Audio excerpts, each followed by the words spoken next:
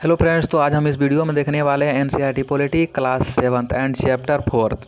First second और third chapter मैंने complete करा दिया है, आप जाकर देख लीजिए। चैनल पे प्लेलिस्ट बनाया हुआ है, आप वहाँ पे जाके देख सकते हैं। चैप्टर का नाम है लिंग बोथ जेंडर, यानी लड़कियाँ और लड़कियों के रूप में बड़ा होना। लड़का या लड़कियां होना किसी की एक महत्वपूर्ण पहचान है, किसी भी जेंडर की एक महत्वपूर्ण पहचान है कि वह लड़के हैं या लड़कियां हैं। जिस समाज में हम बड़े होते हैं वह हमें सिखाता है कि लड़के और लड़कियां का कैसा व्यवहार स्वीकार करने योग्य है। मतलब समाज हमें सिखाता है कि लड़के और लड़कियां में कैसा व्यवहार होना चाहिए। समाज लड़के और लड़कियां में अंतर स्पष्ट कर देता है। समाज क्या करता है, लड़के और लड़कियां में बहुत ही अंतर स्पष्ट कर देता है। वो बहुत ही छोटी उम्र से ही अंतर स्पष्ट मतलब करने लगते हैं। फॉर एग्जांपल, लड़के को खिलौने के रूप में उन्हें कार दिया जाता है, गाड़ी दिया जाता है। वहीं पे लड़कियां को क्या मिलता है, गुड़िया दिया जाता है। खिलौने बच्चों को यह बताने का संकेत बन जाता है, यानी यह बताने का माध्यम बन जाता है कि वह बड़े होकर स्त्री या पुरुष के रूप में जब बड़े होंगे तो उनका भविष्य अलग होगा, उनका भविष्य अलग अलग होगा। कि लड़के का भविष्य अलग होगा, लड़के का भविष्य अलग होगा। केस स्टडीज 1920 के दशक में सामोआ द्वीप में बच्चों का बड़ा होना। सामोआ द्वीप प्रशांत महासागर के दक्षिण में स्थित छोटे छोटे द्वीपों के समूह का एक भाग है। वो कहाँ है, प्रशांत महासागर में।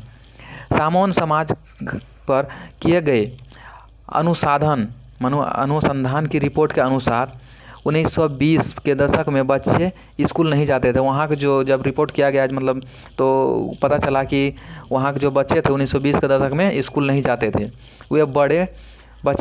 वे बड़े बच्चे जो उसमें बड़े बच्चे होते थे वह वयस्क से बात करते थे, यानी बात करते थे और सीखते थे। छोटे बच्चों की भी देखभाल करते थे, बड़े बच्चे जो होते थे छोटे बच्चों की भी देखभाल करते थे, और घर का भी काम करते थे और मछलियाँ भी पकड़ने जाते थे समुद्र में। घरों पर कार्य करने वाले का जीवन। घरेलू काम के अनेक कार्य सम्मिलित हैं, मतलब घरेलू काम में अनेक कार्य जो है सम्मिलित हैं।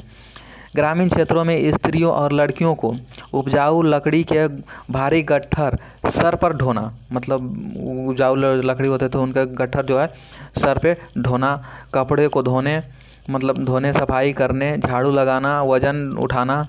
स्त्री जो काम करती है वह भारी और थकाने वाला शारीरिक काम होता है। स्त्री जो घर पे काम करती है वो क्या होता है, भारी और थकाने वाला काम होता है। महिलाओं का काम और समानता, महिलाओं का काम और उनमें समानता पुरुष और स्त्री में। स्त्रियों और पुरुषों के बीच असमानता की एक बड़ी सामाजिक व्यवस्था है। असमानता क्या है, एक बड़ी सामाजिक व्यवस्था है। महिलाओं के घरेलू और देखभाल के कामों को कम महत्व दिया जाता है। क्या होता है, महिलाओं को जो घर पे जो कार्य करती है उनके कामों को क्या होता है, कम महत्व दिया जाता है। समाधान, उनका समाधान क्या है, तो व्यक्तिगत या पारिवारिक स्तर पर नहीं वरना शासकीय स्तर पर भी होना चाहिए। कहा गया है मतलब कि व्यक्तिगत या पारिवारिक स्तर पर ही समाधान नहीं होना चाहिए। हालांकि मतलब शासन के स्तर पर भी मतलब संविधान में भी इसका चर्चा होना चाहिए। समानता हमारे संविधान का एक महत्वपूर्ण सिद्धांत है। समानता क्या है, हमारे संविधान का एक महत्वपूर्ण सिद्धांत है।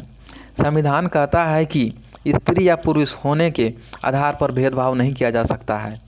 मतलब समानता कहता है हमारे संविधान में स्त्री या पुरुष में किसी भी तरीका का भेदभाव नहीं किया जा सकता, परंतु वास्तविकता में लिंग भेद किया जाता है। मतलब वास्तविकता तो यह है कि उसमें भी लिंग भेद किया जाता है। स्त्री ये काम कर सकती हैं, पुरुष ये काम कर सकते हैं, पुरुष ये कर सकते हैं, ये लड़कियां ये नहीं कर सकती है, लड़के वो कर सकते हैं। इस तरीका का बहुत सारे मतलब भेदभाव हैं असमानता का। घर के काम का बोझ महिलाओं या लड़कियां, मतलब घर का काम का जो बोझ है महिलाओं पर पड़ता है, उसके महिलाओं और लड़कियों पर पड़ता है। उसका असर जो है लड़कियों के स्कूल जाने पर भी पड़ता है। उनका जो असर है लड़कियों के स्कूल जाने पर भी पड़ता है। पूरे देश के कई गांवों में शासन ने आंगनवाड़ियां या बालवाड़ियां खोली है। पूरे देश के कई गांवों में क्या है, शासन मतलब संविधान में वर्णित है कि आंगनवाड़ियां और वाड़ियां खोली है। शासन ने एक कानून बनाया, शासन ने क्या किया है, एक कानून बनाया है। क्या कानून है? किसी संस्था में महिला कर्मचारी की संख्या 30 से अधिक है, किसी भी संस्था में मतलब महिला कर्मचारी की संख्या 30 से अधिक है तो वह उसे बालवाड़ी यानी क्रेच की सुविधा देनी होगी। बालवाड़ी की व्यवस्था होने से बहुत से महिलाओं को घर से बाहर जाकर काम करने में सुविधा होगी। बहुत सी बार मतलब महिलाओं क्या होगी, काम करने में सुविधा होगी, बाहर जाकर किसी भी स्टेट में या किसी भी मतलब अपने घर से दूर कहीं भी काम जाकर कर सकती है, उसमें क्या होगा, सुविधा होगा। लड़कियों का स्कूल जाना भी संभव हो जाएगा, उससे क्या होगा, लड़कियां हमेशा स्कूल जा पाएंगी, समय समय पर थोड़ा अच्छा तरीके से पढ़ाई होगी, एजुकेशन पे बहुत ज़्यादा मतलब वृद्धि देखने को मिलेगा। तो ये बहुत छोटा सा चैप्टर था, तो इसके बाद चैप्टर 5 आ जाएगा। ठीक है, तो आप इसको हम पॉज कर दे रहे हैं। इसके बाद आप अपना नोट्स बना लिए। सबसे पहले आप क्या कीजिएगा, एनसीईआरटी को रीड कीजिएगा, तभी आपको समझ में आएगा। कम से कम 2 बार एनसीईआरटी रीड कर लीजिएगा, इसके बाद समझ में आ जाएगा, आप नोट्स बना लीजिएगा। और वीडियो अच्छा लगा तो ज़्यादा से ज़्यादा शेयर कीजिए, लाइक कीजिए और सब्सक्राइब कीजिए।